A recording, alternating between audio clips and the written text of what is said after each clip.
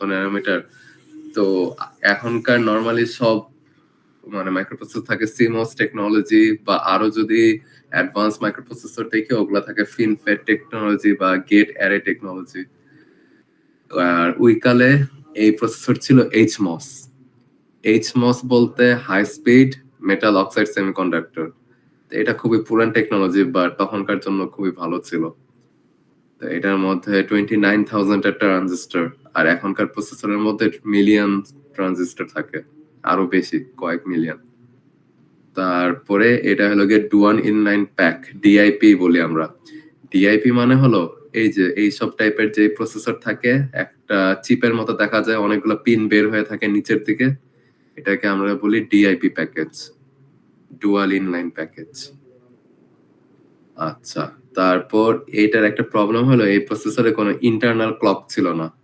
Normally অনেক মাইক্রোপ্রসেসরে নিজস্ব একটা ইন্টারনাল ক্লক থাকে, নিজের ক্লক নিজেই জেনারেট করে, কিন্তু এই প্রসেসরে ছিল না। এটার জন্য আলাদা এক্সটার্নাল একটা ক্লক দেওয়া লাগে, আর ওই ক্লকের ডিউটি সাইকেলটা সবসময় 33% থাকা লাগে, না হলে কাজ করে না।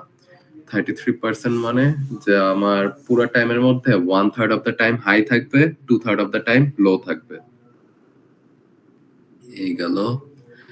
আর আমরা তো বললাম যে এটার 20 বিট অ্যাড্রেস বা মানে বাইট আর কি, মানে সরি অ্যাড্রেস সাইজ। তো আমরা দেখা যায় 2 to the power 20 টা অ্যাড্রেস অ্যাক্সেস করতে পারি, যেটা 1 মেগাবাইট। আচ্ছা, addressable memory space is organized into 2 banks of 512 kilobyte each. তো এইটা আবার একটা স্পেশাল অর্গানাইজেশন, ওর অ্যাড্রেস বার গুলো আলাদা আলাদা করে রাখা, দুই ভাগ করা, একটা হলো কি অড অ্যাড্রেস বার আর একটা হলো ইভেন অ্যাড্রেস বার।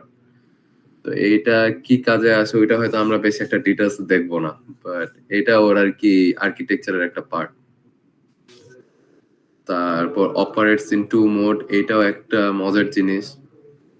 নরমালি এসব মাইক্রোপ্রসেসর দেখা যায় কি যে মানে নিজে নিজেও কাজ করতে পারে, আবার মাল্টি মাইক্রোপ্রসেসর মোডেও কাজ করতে পারে, মানে একটা আরেকটার সাথে কানেক্ট করা। তো দেখা যায় কি যে এটা ওই যে আমরা ডুয়াল কোর তারপর কোয়াড কোর বলি না, ওই টাইপের মোডে হয়ে যায়। মানে দুইটা প্রসেসরকে কানেক্ট করলে ওরা একসাথে অনেকগুলো ডেটা প্রসেস করতে পারে, একজন আরেকজনের ডেটা শেয়ার করতে পারে, প্রসেসিং পাওয়ারও শেয়ার করতে পারে। তো তখনকার প্রসেসরে এই সব ফিচার ছিল। মিনিমাম মোড হলো যে নিজে একা একাই কাজ করবে, আর ম্যাক্সিমাম মোড হলো কি ও আরেকটা প্রসেসরের সাথে বা আরো 2-3টা প্রসেসরের সাথে একসাথে কানেক্টেড হয়ে কাজ করবে। এইটার ডিটেইলসটা আমরা একটু সামনে দেখব। যাক, তো এই পার্ট গুলাই আমরা বলতেছিলাম যে একটু ফোকাস করব, যে পিন অ্যাসাইনমেন্ট, কোন পিনের কি কাজ, কিভাবে ডাটা ট্রান্সফার করে, কখন কি হয় ওগুলা। তো আমাদের এইখানে লেফট সাইডে যদি দেখি AD0 থেকে AD14, তার মানে এদিকে 15টা পিন, সরি 0 থেকে 15 এদিকে আরেকটা আছে এই রাইট সাইডে।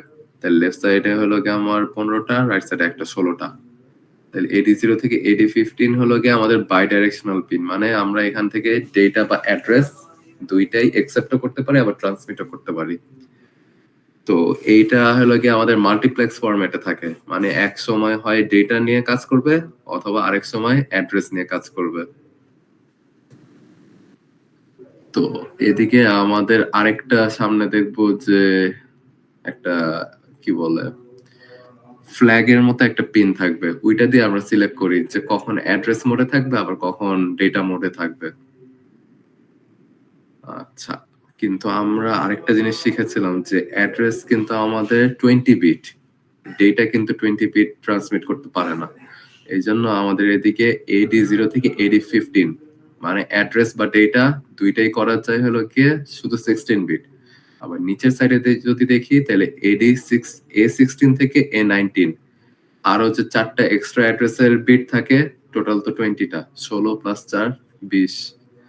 এই 4টার সাথে আমরা S1 sorry S3 S4 S5 আর S6 4টা স্ট্যাটাস সিগন্যাল আমরা মাল্টিপ্লেক্স করতে পারি। তার মানে এই যে হাই এন্ডের যে অ্যাড্রেস বার, ওগুলাতে আমরা হয় অ্যাড্রেসের 4টা বিট পাঠাই অথবা স্ট্যাটাসের 4টা বিট ইউজ করি, হায়ার অর্ডার অ্যাড্রেস বার।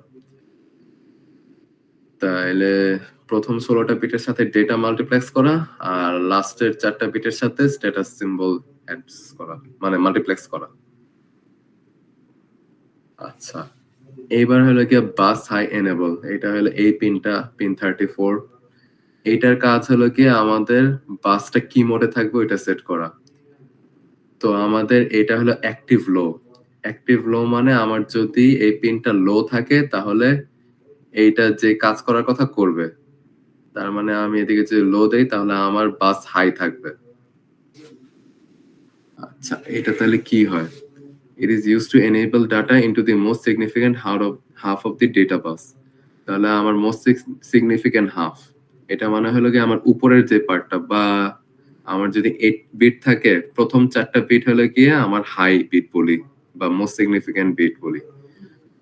তো এইদিকে আমাদের 8 থেকে 15 এটাকে মোস্ট সিগনিফিকেন্ট বিট বলা হচ্ছে। এই 8টা বিট আমরা অ্যাক্টিভ রাখি যদি বিএইচই হাই থাকে।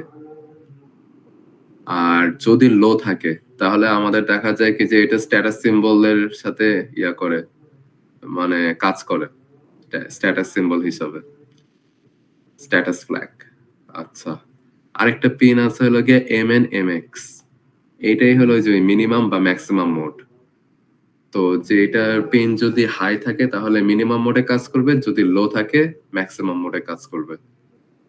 ওই যে এমএক্স এর উপরে বারটা মানে হলো যদি লো থাকে তাহলে এটা অ্যাক্টিভ থাকবে লোতে। আচ্ছা, লাস্টে হলো আরডি, পিন নাম্বার 32। এটা হলো গিয়ে রিড মোড বা রাইট মোড, যেটা থাকে ওই ফরম্যাটে। The signal is use for read operation, it is an output signal.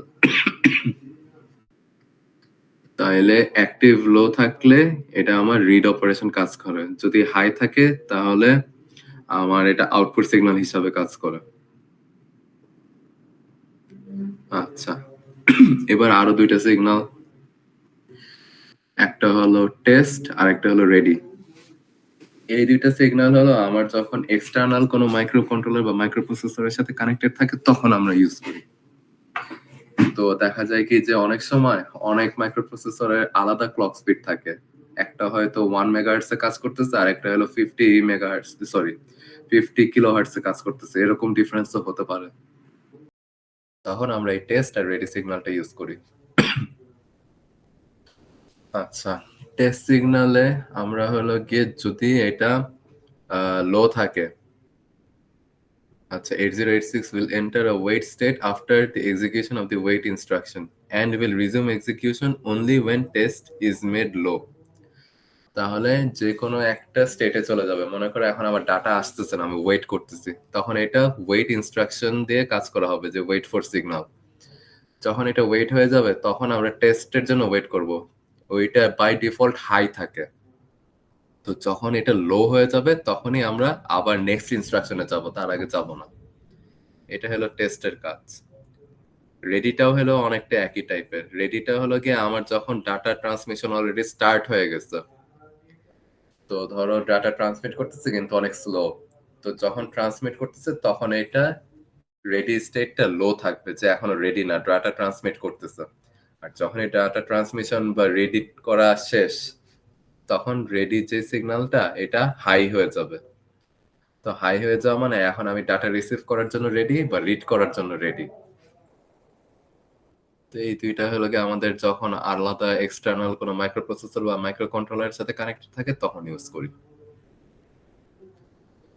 আচ্ছা, রিসেট। রিসেট তো নাম দেখে বোঝা যায় যে এটা কি কাজ করে, পুরো মাইক্রো কন্ট্রোলার বা মাইক্রো প্রসেসরকে রিসেট করে দেয়। তো causes the processor to immediately terminate its present activity, তাহলে সব বন্ধ। The signal must be active high for at least 4 clock cycle, তাহলে এটা কাউন্ট করতে থাকে। যখন আমরা রিসেটে প্রেস করব বা এটাকে হাই করে দিব তখন আমাদের এই মাইক্রোপ্রসেসর কাউন্ট করতে থাকবে কয়টা সাইকেল গেল। যদি 4টা সাইকেল পার হয়ে যায় তখন এটা পুরো প্রসেসরটাকে হল্ট করে দেবে রিসেট করতে। আচ্ছা, এরপরে হলো গিয়ে আমাদের ক্লক, পিন নাম্বার 19। ক্লকের কাজ হলো কি আমরা ক্লক সিগন্যালটা ইনপুট নেওয়া এই পিন দিয়ে। তো যেটা ফার্স্টের দিকে দেখেছিলাম যে 33% ডিউটি সাইকেল থাকে, 1/3 অফ দ্য টাইম এই সিগন্যালটা হাই থাকে। আচ্ছা, ইন্টারাপ্ট। ইন্টারাপ্ট অনেক ইম্পর্টেন্ট একটা সিগন্যাল। তো ইন্টারাপ্ট দিয়ে আমরা যেকোনো সময় আমাদের প্রসেসরে একটা কাজ এক্সিকিউট করাতে পারি। প্রসেসর যদি বিজিও থাকে তারপর ইন্টারাপ্ট যদি আমরা প্রেস করি তখন আলাদা একটা সাবরুটিন চালু হয়ে যায়। এটা হলো গিয়ে ইন্টারাপ্ট। তো ইন্টারাপ্ট সিগন্যালের কাজ কি? This is a triggered input. This is sampled during the last clock cycle of each instruction to determine the availability of the request.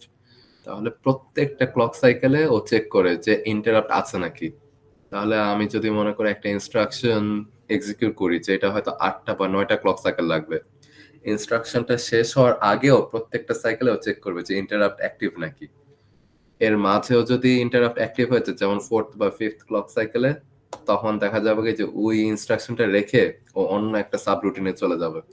যেমন মনে করো আমি ইন্টারাপ্ট চাপ দিলে আমি একটা আউটপুট দেখতে চাই, তাহলে মাল্টিপ্লিকেশনের মাঝখানে রেজাল্ট না ক্যালকুলেট হওয়ার আগেই ও অ্যান্সার মানে দেখানো শুরু করে দিবে ইন্টারাপ্টে যদি অ্যাক্টিভ থাকে। এই হলো ইন্টারাপ্টের কাজ। If any interrupt request is pending, the processor enters an interrupt acknowledge cycle. তাহলে আমাদের যদি প্রসেসরে দেখে যে ইন্টারাপ্ট অলরেডি প্রেস করা বা একটা রিকোয়েস্ট আছে অলরেডি ইন্টারাপ্টের, তো প্রসেসর ইন্টারাপ্ট অ্যাকনলেজ সাইকেল মানে আলাদা একটা মানে স্ট্যাটাস ফ্ল্যাগে চলে যায় যে এখন ইন্টারাপ্ট অ্যাক্টিভ।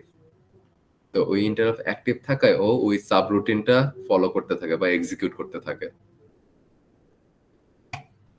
আচ্ছা, এই গেল। তারপর আমাদের মিন আর ম্যাক্স পিন, যেটা বললাম যে মাল্টি বোর্ড বা ইন্ডিভিজুয়াল মোডে কাজ করেছে। In the minimum mode of operation, the microprocessor does not associate with any coprocessor. কোপ্রসেসর মানে যে এটা হয়তো এটা সমান বা এর থেকে কম পাওয়ারফুল একটা প্রসেসর থাকবে। ইউজুয়ালি এগুলাকে আমরা স্লেভ এন্ড মাস্টার রিলেশনশিপ বলি। মাস্টার মানে হলো যে কন্ট্রোল করবে, স্লেভ মানে হলো যে কন্ট্রোল হচ্ছে। তো মেইন মাইক্রোপ্রসেসরটা থাকবে 8086 আর অন্য আরেকটা মাইক্রোপ্রসেসর থাকবে স্লেভ মোডে। তো এটা আরেকটা 8086 ও হতে পারে অথবা অন্য কোনো এটার থেকে কম পাওয়ারফুল প্রসেসরও হতে পারে। আচ্ছা, in the maximum mode of 8086 it can work in multiprocessor or coprocessor configuration. তাইলে মাল্টিপ্রসেসর মানে হলো গিয়ে ও আরেকটা প্রসেসরের সাথে ইকুয়াল রাইটস এ কাজ করবে, যে দুইজন দুইজনকে ডাটা ট্রান্সফার করতে পারবে বা ইনস্ট্রাকশন দিতে পারবে। আর কোপ্রসেসর কনফিগারেশন হলো একটা মাস্টার আর একটা স্লেভ মোডে থাকবে। Minimum or maximum mode operations are decided by the pin MN or MX. তাহলে যে আমাদের MN অথবা MX, এটা বলেছিলাম যে যদি হাই থাকে MN অ্যাক্টিভ, যদি লো থাকে MX অ্যাক্টিভ। তাহলে এই তো, এইবার বাকি যা যা পিন আছে বেশিরভাগই হলো আমাদের কি বলে কন্ট্রোল সিগন্যাল। তো কন্ট্রোল সিগন্যাল কি কি দেখি। ফার্স্ট এরটা হলো কি ডেটা ট্রান্সমিট অথবা রিসিভ সিগন্যাল, পিন নাম্বার 27।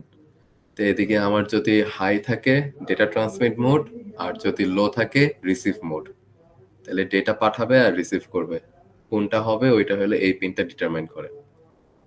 সেকেন্ডটা হলো গিয়ে ডেটা এনেবল। তো এটা হলো গিয়ে অ্যাক্টিভ লো, কারণ উপরে একটা বার দেওয়া, তার মানে আমার ডেটা এনেবল থাকবে যদি পিনটা লো থাকে। Output signal from the processor used as output enable for the transceiver.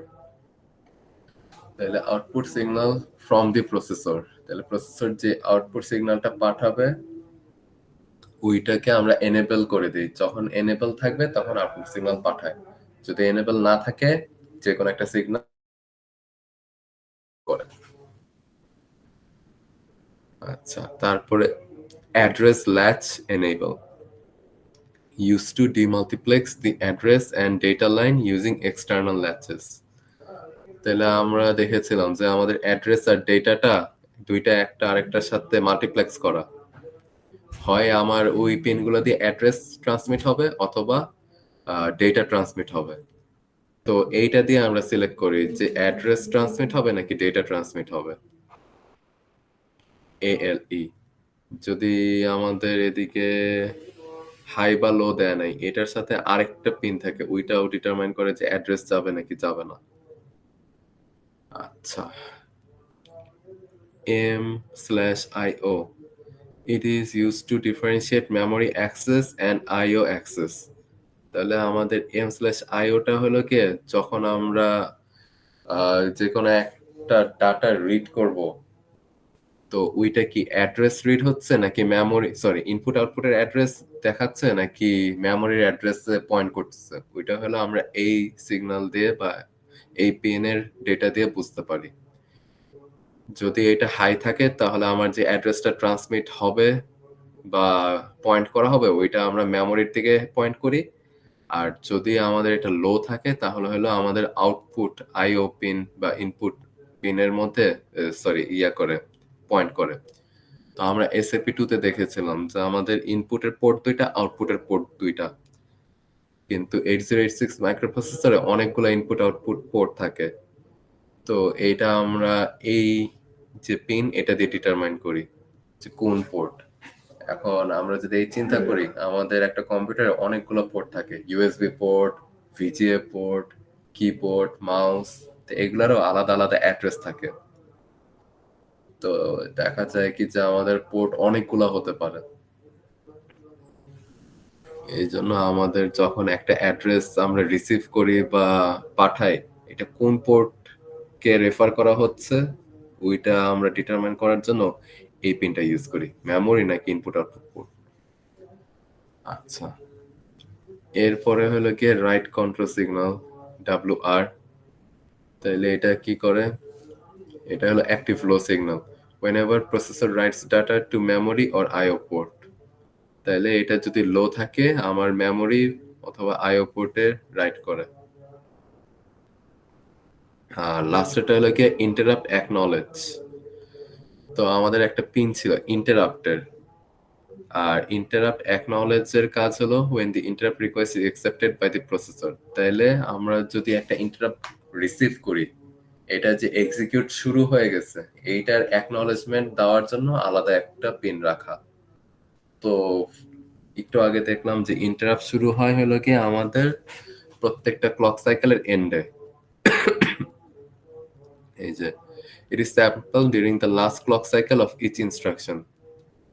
তাহলে প্রত্যেকটা ইনস্ট্রাকশনের এক লাস্টের ক্লক সাইকেলে হলে কি আমাদের ওইটা ধরা হয়। তো দেখা যায় কি যে ইন্টারাপ্ট রিকোয়েস্টটা যে শুরু হয়ে গেছে ওইটাও যে একটা সিগন্যাল লাগবে, এটা আমরা আইএনটিএ এই পিন দিয়ে রেফার মানে অ্যাকনলেজ করি।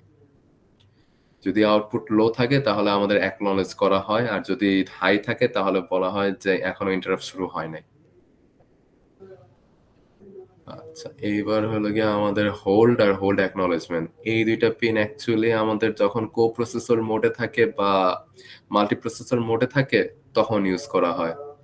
তো দেখা যায় কি যে আমাদের ডেটা ট্রান্সফার করা লাগতে পারে, তো এখন কে কন্ট্রোল করবে বাসটাকে, এটা হলো কি আমরা হোল্ড অপারেশন দিয়ে বা হোল্ড পিন দিয়ে ডিটারমাইন করি। আরেকটা হলো কি হোল্ড অ্যাকনলেজমেন্ট। তো ফার্স্টে আমি হোল্ডের জন্য রিকোয়েস্ট দিব যে আমি এখন এই বাসটা কন্ট্রোল করতে চাই, এই বাস দিয়ে কি অ্যাড্রেস যাবে না ডাটা যাবে, এক্সটার্নাল একটা মাইক্রো কন্ট্রোলার ডিটারমাইন করবে। তো তখন আমরা হোল্ড ইনস্ট্রাকশনটা দেই বা হোল্ডের রিকোয়েস্ট পাঠাই। যখন এই 8086 প্রসেসরটা রিকোয়েস্টটা অ্যাকসেপ্ট করবে তখন আমরা এই যে হোল্ড অ্যাকনলেজ এই সিগন্যালটাকে পাঠাবো। আর লাস্টে আমাদের স্ট্যাটাস সিগন্যাল। তো S1 S2 sorry S0 S1 S2 এদিকে তিনটা স্ট্যাটাস সিগন্যাল, আর আগে আমরা দেখেছিলাম S3 S4 S5 S6 আরো চারটা স্ট্যাটাস সিগন্যাল। তো 0 1 2 এই তিনটার কম্বিনেশন নিয়ে আমরা বুঝতে পারি যে আমাদের মেশিনটা বা 8086 কি স্টেটে আছে। যেমন যদি 0 0 0 থাকে তিনটাই তাহলে এটা হলো কি ইন্টারাপ্ট অ্যাকনলেজ, এখন ইন্টারাপ্ট কাজ করতেছে, ইন্টারাপ্টে সাবরুটিনটা রান হচ্ছে এইটা বোঝায়। তারপর স্ট্যাটাস সিগন্যাল যদি 0 0 1 থাকে এটা হলো রিড মোডে থাকে, 0 1 0 তে হলো গিয়ে রাইট মোডে থাকে আইও পোর্টে। তারপরে যদি 0 1 1 থাকে তাহলে এটা হলো গিয়ে হল্ট মানে প্রোগ্রাম স্টপ। 1 0 0 তে কোড অ্যাক্সেস, 1 0 1 হলো গিয়ে রিড মেমোরি, আগেরটা ছিল রিড আইও পোর্ট, এটা রিড মেমোরি, পরেরটা রাইট মেমোরি, আর লাস্টেরটা হলো গিয়ে 1 1 1 এটা মানে হলো গিয়ে প্যাসিভ মোড বা ইনঅ্যাক্টিভ মোড, মানে আমাদের নো অপারেশন বা কোনো কাজ নাই আপাতত, ওই মোডে যদি থাকে তাহলে 111। আচ্ছা, এরপরে হলো গিয়ে কিউ স্ট্যাটাস। তাহলে এদিকে কি হয়? The processor provides the status of queue in the line. The queue status can be used by external device to track the internal status of queue in 8086. The output on queue S0 and S1 can be interrupted as shown below. তাহলে আমাদের এদিকে হলো কি queueing এর যে কাজ থাকে, যেমন মনে করো দুই একটা ইনস্ট্রাকশন থাকতে পারে যে একটা আরেকটার পর এক্সিকিউট করতে হবে, বাট ওয়েট করতেছে যে আগের ইনস্ট্রাকশনটা শেষ হোক বা আগে ডেটাটা আসুক তারপর এটা এক্সিকিউট হবে। তখন এই কিউ সিগন্যাল গুলো অ্যাক্টিভ বা ইনঅ্যাক্টিভ থাকে। যেমন যদি 00 থাকে তাহলে কোনো অপারেশন চলতেছে না, কোনো কিউ নাই। যদি 01 থাকে তাহলে first byte of an opcode from queue, তাহলে এটা হলো গিয়ে আমাদের প্রথম একটা বাইট নিয়েছে বা পড়া শুরু করলো, তখন এটা হলো 01 থাকে। তাহলে 10 থাকলে হলো কি এমটি দ্য কিউ, মানে এটা হলো গিয়ে আমাদের কিউটাকে এমটি করার জন্য একটা ইনস্ট্রাকশন দেওয়া। আর 11 হলো গিয়ে সাবসিকুয়েন্ট বাইট ফ্রম কিউ। তাহলে আমাদের যে 16 বিট থাকে, প্রথম বাইট যখন নেয় তখন হলো গিয়ে 01 থাকে, আর লাস্টের যে বাইটটা নেয় তখন হলো গিয়ে 11 থাকে। এই তো। এরপরে হলো গিয়ে আরো কয়েকটা বাস রিকোয়েস্ট, বাস গ্র্যান্ট, লক, এগুলো অ্যাকচুয়ালি দরকার নেই। এটা হলো গিয়ে আমাদের ডাটা যখন ম্যাক্সিমাম মিনিমাম মোডে থাকে তখন এগুলো আমরা ইউজ করি। কিউ এর স্ট্যাটাস, তারপর স্ট্যাটাস সিগন্যালটা দরকার। কিউ এর স্ট্যাটাসটা এইটা বেশি একটা ইম্পর্টেন্ট না আমাদের জন্য, আমরা সামনে যা যা কাজ করব। তো তোমাদের যদি কোয়েশ্চেন আসতে পারে হলো যে AD0 থেকে AD15 এই পিনগুলোর কাজ কি, তারপরে BHE, MNMX আর RD এই পিনগুলোর কাজ কি, মিনিমাম ম্যাক্সিমাম এই মোডের জাস্ট ডেফিনেশনটা থাকলেই হবে। এদের ভিতরে যে অ্যাকচুয়ালি কি হচ্ছে ডিটেলস বেশি দরকার নাই। তাহলে MN থাকলে এইটা সিঙ্গেল মোড মানে মোডে কাজ করবে, ইন্ডিভিজুয়াল মোডে, আর MX থাকলে এটা হয় কোপ্রসেসর বা মাল্টিপ্রসেসর মোডে কাজ করবে। একটু বলতে পারলেই হবে। আর কোনটা কখন হয়, লো থাকলে কি হয়, হাই থাকলে কি হয়, ওইটা বলতে পারতে হবে। টেস্ট এন্ড রেডি, এটাও হ্যাঁ কোয়েশ্চেন আসতে পারে। রিসেট, ক্লক, ইন্টারাপ্ট, এই তিনটা ইম্পর্টেন্ট। মিনিমাম ম্যাক্সিমাম পিন তো বললাম, জাস্ট ওইটুকু বলতে পারলেই হবে। ডেটা ট্রান্সমিট, ডেটা এনেবল, এদিকের স্ট্যাটাস সিগন্যাল গুলা এইটার কাজ জানতে হবে। হোল্ড অ্যাকনলেজ এটা না জানলেও হবে। স্ট্যাটাস সিগন্যালস এইটা ইম্পর্টেন্ট। আর কিউ স্ট্যাটাস এগুলা বেশি একটা ইম্পর্টেন্ট না, এইটাও বেশি একটা ইম্পর্টেন্ট না। তাহলে এই গেল আমাদের পিনস এন্ড সিগন্যাল 8086 এর। কেউ কোনো কোয়েশ্চেন করবা বা কিছু মাথায় আসতেছে কোয়েশ্চেন করার মতো? না স্যার। আচ্ছা যাক, তাহলে আগাই। তাহলে মনে রাখো কি কি পিন গুলা ইম্পর্টেন্ট, ওগুলার জাস্ট ফাংশনালিটি কি আমি এই টাইপের কোয়েশ্চেন করতে পারি। স্যার এগুলোর কি অফ কোড আসবে আমাদের অ্যাসেম্বলি কোডগুলো? হ্যাঁ, এদিকে আমরা অফ কোড নিয়ে কাজ করব, কিন্তু এই পিনের সাথে তেমন কিছু দরকার নাই যে কোন ইনস্ট্রাকশনে কোন পিন অ্যাক্টিভ ডিঅ্যাক্টিভেটেড, এগুলা এত ডিটেলসে যাব না। বাট আমরা ওই যে এসএপি 1 আর 2 তে কিছু ইনস্ট্রাকশন অ্যাসেম্বলি ল্যাঙ্গুয়েজ লিখলাম না, ওই টাইপের কোডিং করব। আচ্ছা, তো যেহেতু আমাদের বেশি একটা ক্লাস নাই আর টাইমও কম, তো আমরা এইসব আর্কিটেকচার গুলো খুব বেশি একটা ডিটেইলে যাব না। তো আমরা জাস্ট জেনে রাখি যে এটার মধ্যে দুই টাইপের ইউনিট থাকে, একটা হলো এক্সিকিউশন ইউনিট যেটা ইনস্ট্রাকশন এক্সিকিউট করে, আরেকটা হলো গিয়ে বাস ইন্টারফেস ইউনিট। আর এটা হলো গিয়ে আমাদের ইনস্ট্রাকশন গুলোকে নিয়ে তারপরে কোথায় ডাটা রিড করতে হবে বা রাইট করতে হবে ওইটা ডিসাইড করে। তো এই দুইটার কাজ ডিটেলসে এত যাব না, এদিকে যদি জানতে চাও স্টেপ বাই স্টেপ দেওয়া যে কিভাবে কি কি কাজ করে।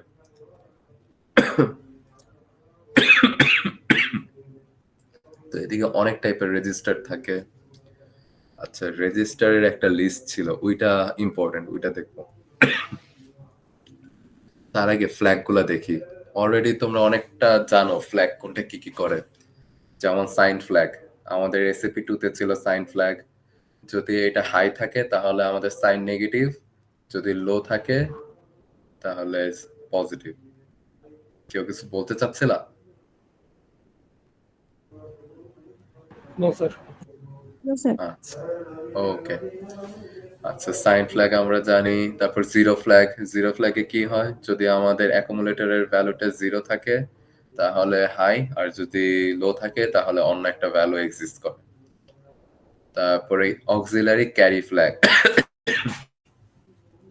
তাহলে এদিকে হলো আমাদের যদি কোনো ক্যারি থাকে, আমরা মনে করো দুইটা ভ্যালু অ্যাড করলাম, অ্যাড করার পর একটা যদি ক্যারি থাকে তখন এটা হাই হয়। তো এদিকে এখন এটা অক্সিলারি।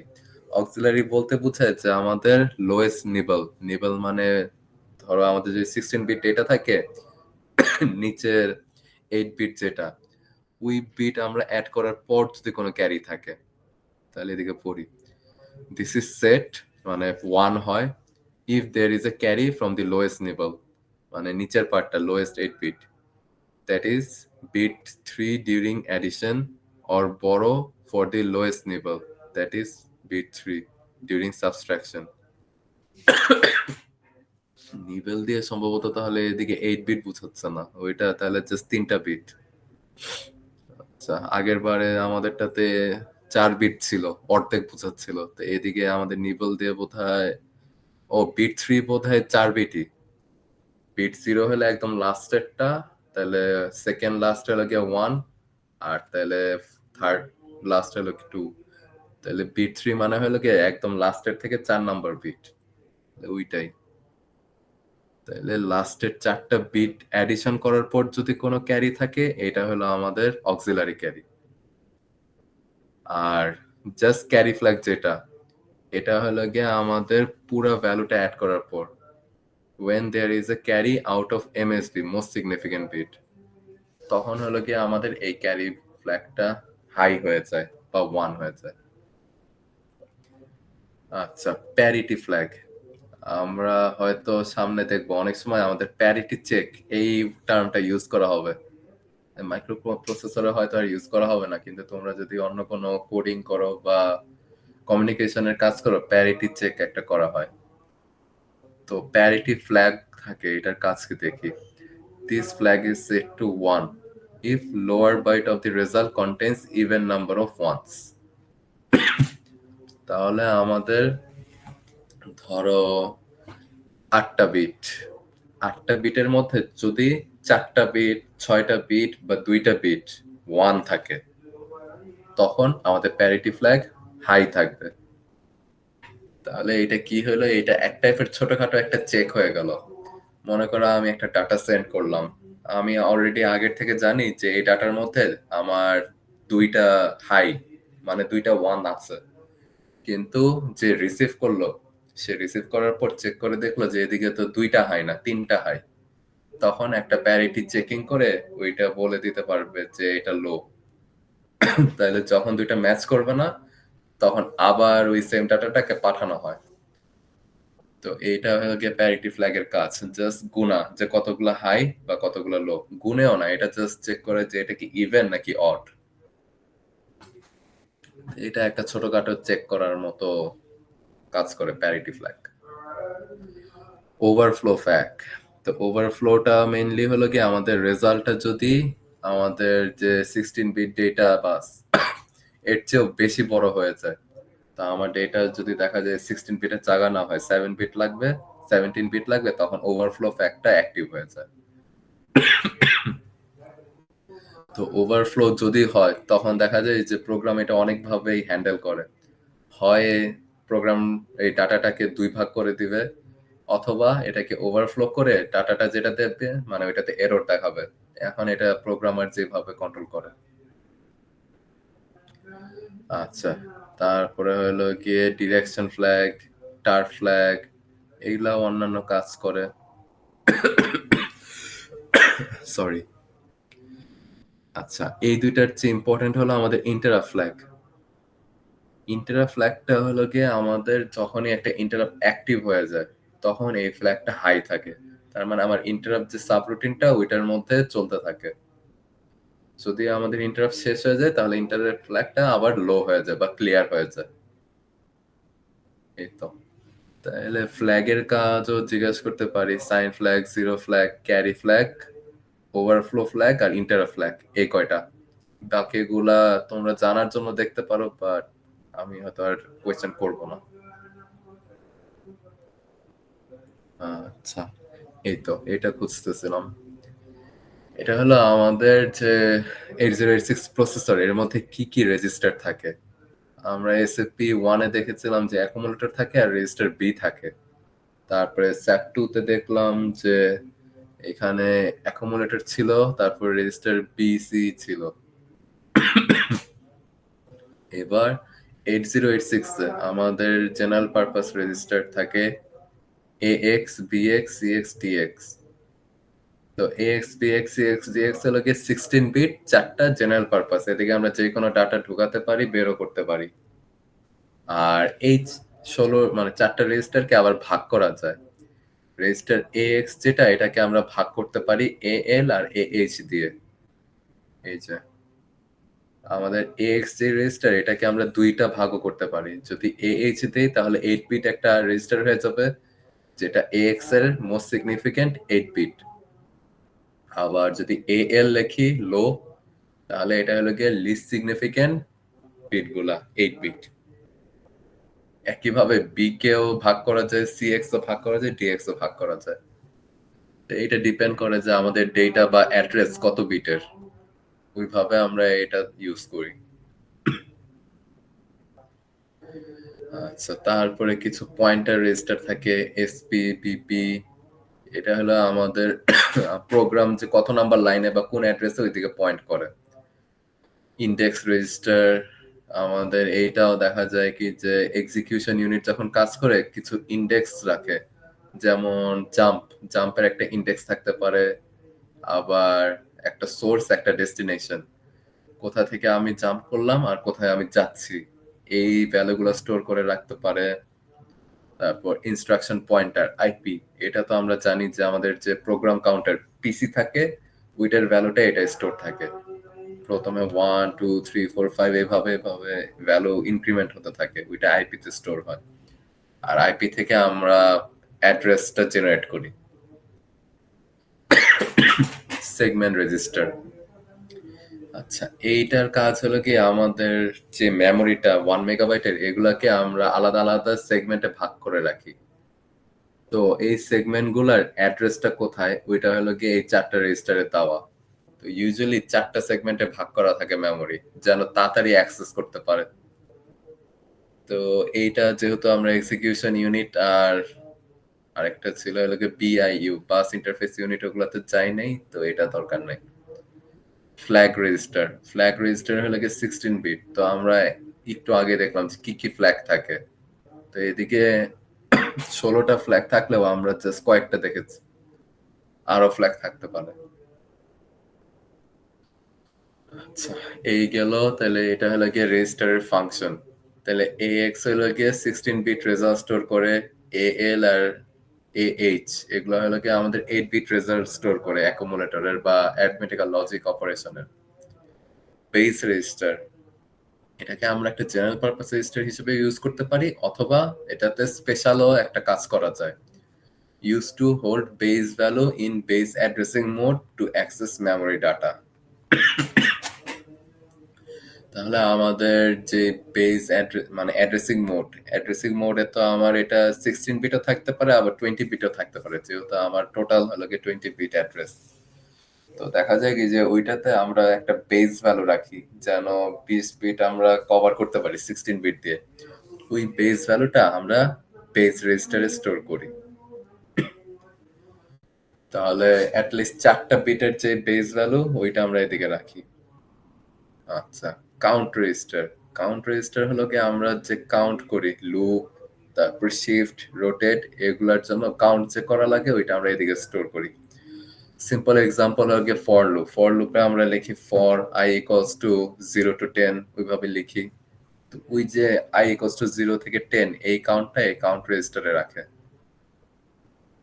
তারপর ডেটা রেজিস্টার হলো ডি এর পুরাটা 16 bit use to hold data for multiplication and division operation.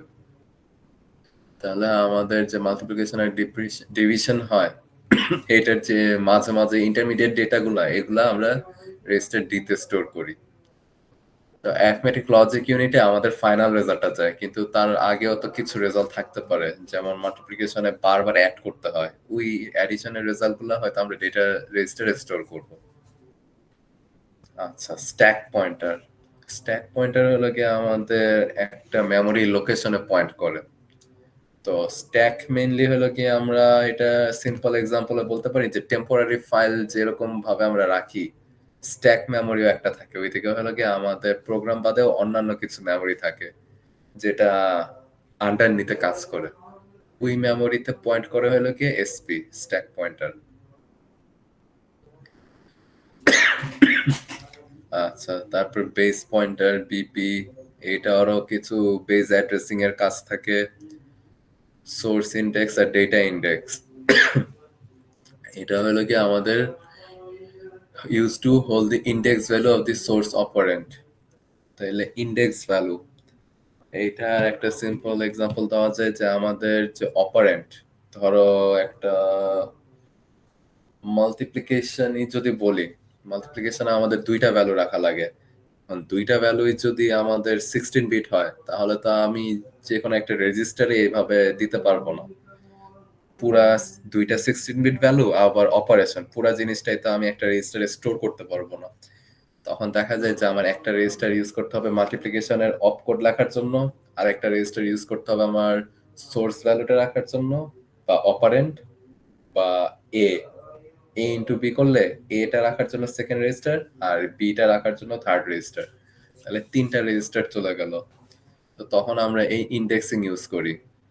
তাহলে আমাদের ডাটা তখন প্রথম রেজিস্টার ইন্ডেক্স 0 থাকে, পরেরটাতে 1 থাকে, পরেরটাতে 2 থাকে, এইভাবে আমরা সোর্স আর ডেটা ইন্ডেক্স গুলো ইউজ করি। এটা একটা সিম্পল এক্সাম্পল দিলাম। তো অনেক সময় দেখা যায় কি যে আমাদের যে অপারেশন গুলা বা ইনস্ট্রাকশন গুলা এগুলো হয়তো মাল্টিপল ইনপুটও নিতে পারে, জাস্ট দুইটা না, তখন আমাদের সোর্স আর ডেটা ইন্ডেক্সটা অনেক বড় হয়ে যায়, অনেকগুলো ইন্ডেক্স রাখতে হয়। আচ্ছা, এদিকে যেহেতু আসছি ইন্ডেক্সিং এর ব্যাপারে, তো একটা জিনিস বুঝাই দেই, প্রসেসর অনেক সময় আমরা দুইটা ক্যাটাগরিতে ভাগ করি, একটা হলো কি আরআইএসসি প্রসেসর আর একটা হলো সিআইএসসি প্রসেসর। আরআইএসসি মানে হলো কি রিডিউসড ইনস্ট্রাকশন সেট, এটা মানে হলো যে আমাদের যে সব ইনস্ট্রাকশন গুলো ওগুলো খুবই সিম্পল থাকে, আর ওই সিম্পল ইনস্ট্রাকশনের কম্বিনেশন যদি আমরা ইউজ করি তাহলে এটা একটা কমপ্লেক্স ইনস্ট্রাকশন তৈরি করতে পারে। যেমন মাল্টিপ্লিকেশনের আমরা আলাদা কোনো হয়তো ইনস্ট্রাকশন রাখবো না আরআইএসসি প্রসেসরে বা রিস্ক প্রসেসরে। আমরা যদি মাল্টিপ্লিকেশন করতে চাই তাহলে অনেকগুলো অ্যাডিশন ইনস্ট্রাকশন আর আমাদের কি বলে শিফট ইনস্ট্রাকশন ইউজ করব, শিফট এন্ড অ্যাড অপারেশন বলি তখন আমরা। তো অনেকগুলো shift and add operation use করে আমরা মাল্টিপ্লাই করে থাকি। তো যেটা সিম্পল ইনস্ট্রাকশন ইউজ করে একটা কমপ্লেক্স কাজ করে এটাকে আমরা রিস্ক প্রসেসর বলি। আর যেসব প্রসেসরে বিল্ট ইন মাল্টিপ্লিকেশন ফাংশন থাকে, আমার আলাদা করে ওই যে 4-5টা ইনস্ট্রাকশন এক্সিকিউট করতে হবে না মাল্টিপ্লিকেশনের জন্য, ওগুলাকে আমরা সিআইএসসি কমপ্লেক্স ইনস্ট্রাকশন সেট বলি বা প্রসেসর বলি। তো 8086 এ আমরা মাল্টিপ্লিকেশন প্লাস আরো অনেকগুলো কমপ্লেক্স ইনস্ট্রাকশন এক্সিকিউট করতে পারি, এই জন্য 8086 হলো সিআইএসসি প্রসেসর, কমপ্লেক্স ইনস্ট্রাকশন। এই জন্য এদিকে আমাদের অপারেশন তারপরে অপারেন্ট এগুলোর জন্য এত ইন্ডেক্সিং লাগে। আচ্ছা, এটা জাস্ট তোমাদের জেনারেল জানার জন্য বললাম, হয়তো এইসব টার্মের সাথে ফিউচারে দেখতে পারো বা ফ্যামিলিয়ার হতে পারো। আচ্ছা, তাহলে এই তো এখন হলো কি আমাদের ইনস্ট্রাকশনে চলে আসছি। আচ্ছা, এই পর্যন্ত কারো কোনো কোয়েশ্চেন আছে? আমরা ইউনিট গুলা যাইনি, জাস্ট কি কি টাইপের রেজিস্টার আছে তা দেখলাম। No, sir. তোমরা কি শুনতেছো তো নাকি জাস্ট শুয়ে রইছো? শুনতেছি স্যার। আচ্ছা, তাইলে আরেকটু আজকে করি তারপর শেষ করে দেই। আচ্ছা, এবার যদি প্রোগ্রামে দেখি, আমরা তো অলরেডি জানি যে কিভাবে প্রোগ্রাম লিখতে হয়। তো এইটা একটা এক্সাম্পল কিভাবে আমরা একটা প্রোগ্রাম লিখি অ্যাসেম্বলারে, মানে এটার জন্য যে সফটওয়্যারটা থাকে ওইটাতে 8086 এর জন্য যে সফটওয়্যার। তো এটা একটা simple example, program to add two 16 bit data. তাহলে এদিকে এইভাবে আর কি ইউজ করে অ্যাসেম্বলার। org এটা একটা ইনস্ট্রাকশন। তারপরে এইটা হলো কি আমাদের অ্যাড্রেসটা, ওই অ্যাড্রেসে যাবে।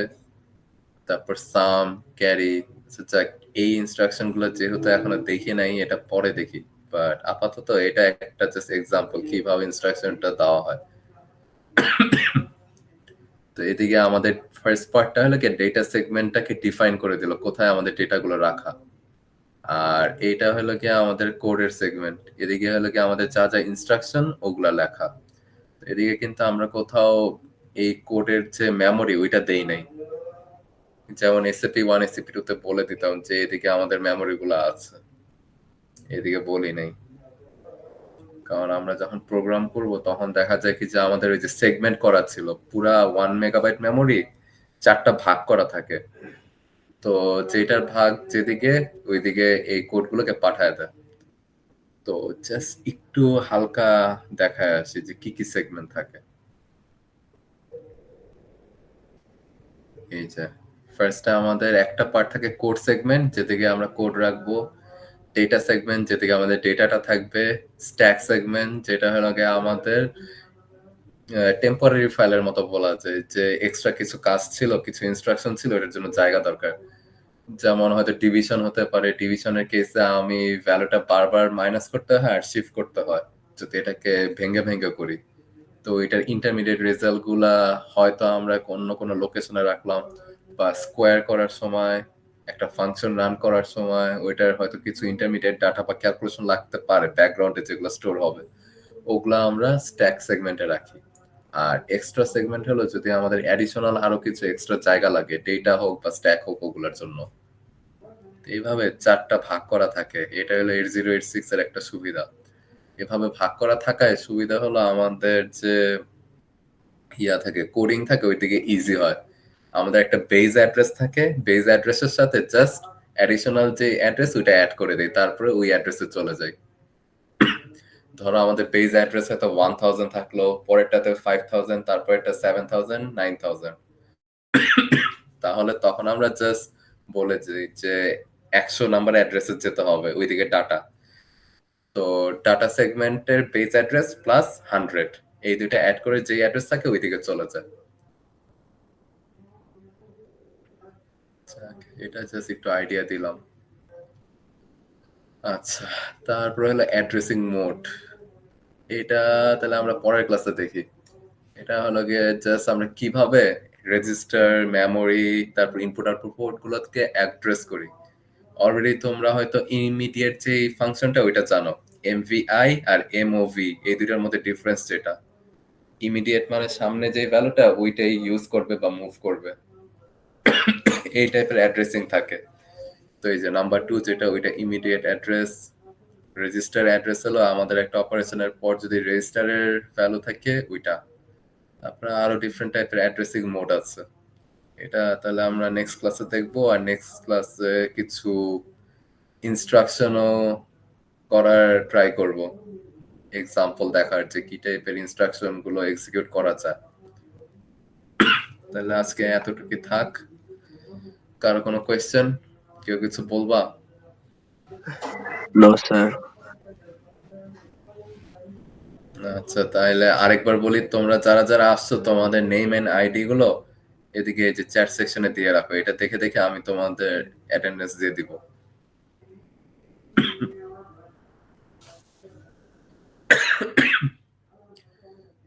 আর যদি কারো কোনো কোয়েশ্চেন না থাকে তোমরা চাইলে চলে যেতে পারো। আমি তাহলে তোমাদের অ্যাটেন্ডেন্সটা দিয়ে দিই।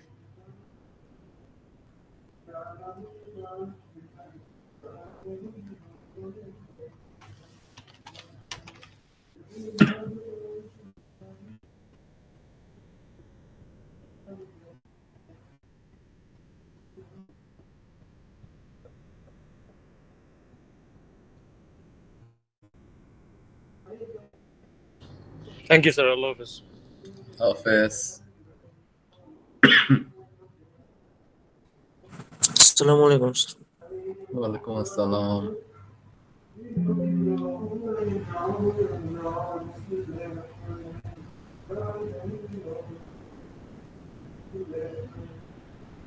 কে এস আহমেদ কে? লাস্টে কাজী ইসাম আহমেদ তনু। ও আচ্ছা, এটা okay, thank you. MD Raju Ahmed, Parhun, Ashikur Rahman, Imtiaz,